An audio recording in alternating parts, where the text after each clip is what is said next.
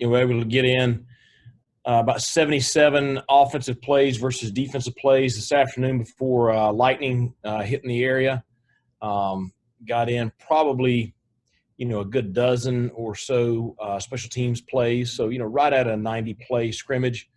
It was a little bit different than our last couple of scrimmages in that we did not have a script for what happened on the field. We just put the ball down, kicked off, and just played it game simulation. So the officials really controlled everything.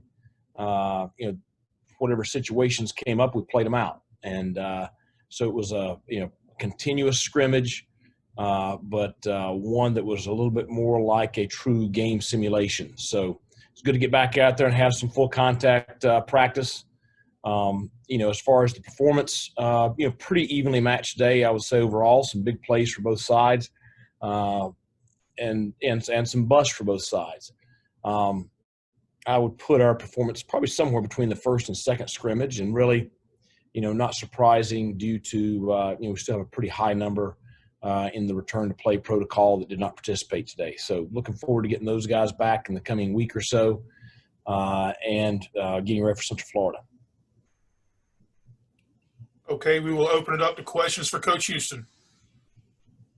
Coach, you referenced the referees. Were there a lot of penalties? How much did that affect? Or a ton. Factor in? Yeah, not a fairly clean scrimmage from that standpoint. So not a whole lot of flags, and a very, very experienced crew too. I think six of the officials out there today were American Conference officials, the white hat. I've had multiple times.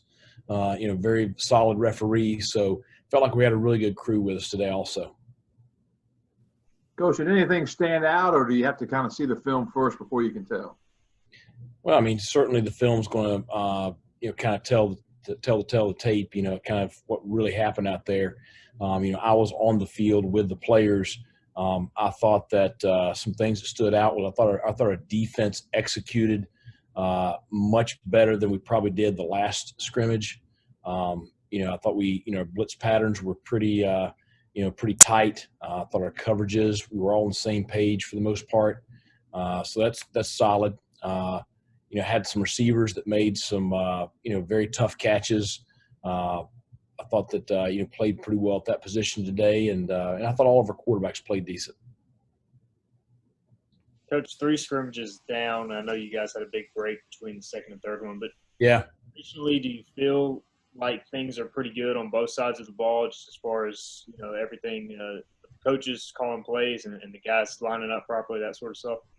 I think we're doing a pretty good job with that stuff. It's one of those things like we talked about, about a week and a half ago when we first started back is, certainly I hate that we had that long of a pause because I do think it set us back a little bit. I think we're getting back close to where we were when we went into the pause. I think we'll be ready to play Central Florida in 2 weeks. So I feel good about that. I feel good about how far we've progressed since the middle of last week. Coach, with the new defense, and then to kind of pick up on Steve's question there about making sure everybody kind of was lined up in this new scheme, could you tell a difference in that layoff, or did you think everybody really was where they needed to be and carried out their assignments? Well, back to, a week and a half ago with the layoff, we first came back, it was like, they'd forgotten everything. And so we really did take everything and reteach it last week at the beginning of this week. And I feel like now we're getting back to a point where everybody's on the same page. Our execution is much crisper. We're not having as many mistakes in coverage. So I think we're getting there. Hey, Coach, to go along with that, and mostly on the defensive side of the ball, I think a lot of people watched that Navy BYU game, and one of the things that stood out was the tackling and how the pandemic and lack of physical contact maybe affected that.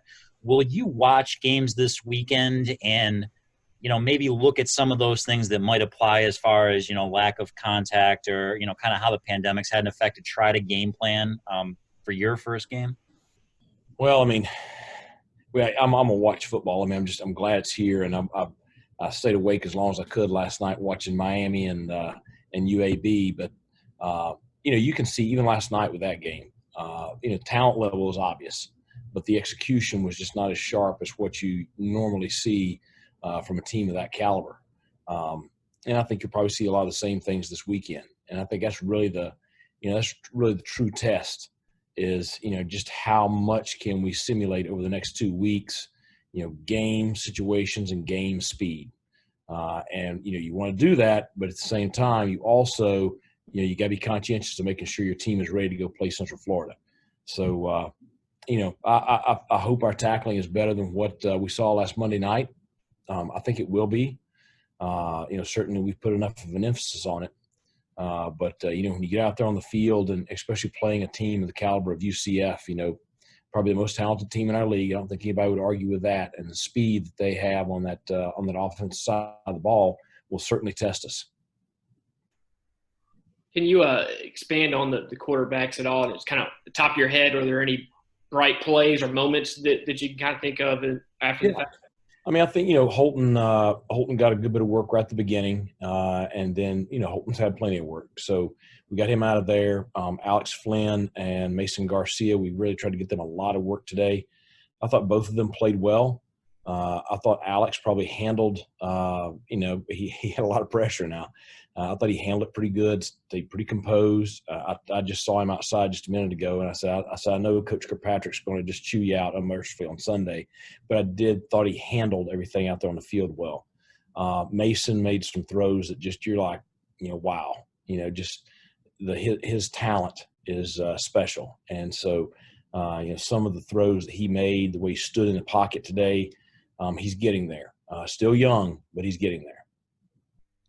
I was going off the backup quarterback battle. How important is it for the number 2 just to be able to operate right now? If Holton goes out of series, to be able to go in there and just operate the offense, not make mistakes. Well, it's critical. I mean, it's what we're going to have to be competitive. You're always one play away at any position, and certainly the quarterback position's, probably the most critical for that because, it's the general of the offense.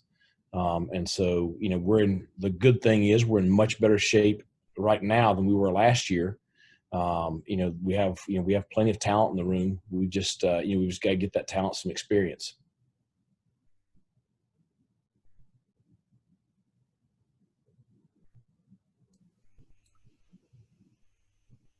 Hi, Coach. I don't suppose you have any idea of how not having any fans in the stands will affect the team this year, particularly in the first game. Who am I speaking to? Hi, I'm Jeff Sabin from the East Carolinian. How you doing, Jeff?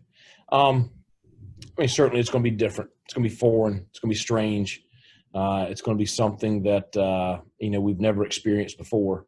And I think especially when you factor in just, our fan base, our student body, it's one of the things I think is the strength of our program is, the passionate fans, the student section on game day. And certainly that's a factor that, helps us.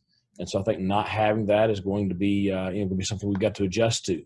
But, it's very much like what we had today. There might have been a handful of people out there watching this afternoon, but the stadium was mostly empty. So that's what it's going to be like on game day. Coach, will next week be like a mock game week for you guys, or can you kind of take us through that? Yeah, to a degree. We're taking tomorrow off, come back Sunday and do some more install stuff and some corrections from the scrimmage. Monday will be a heavy install day for UCF. And then, we're going to be pretty light on those 2 days, no contact or anything like that.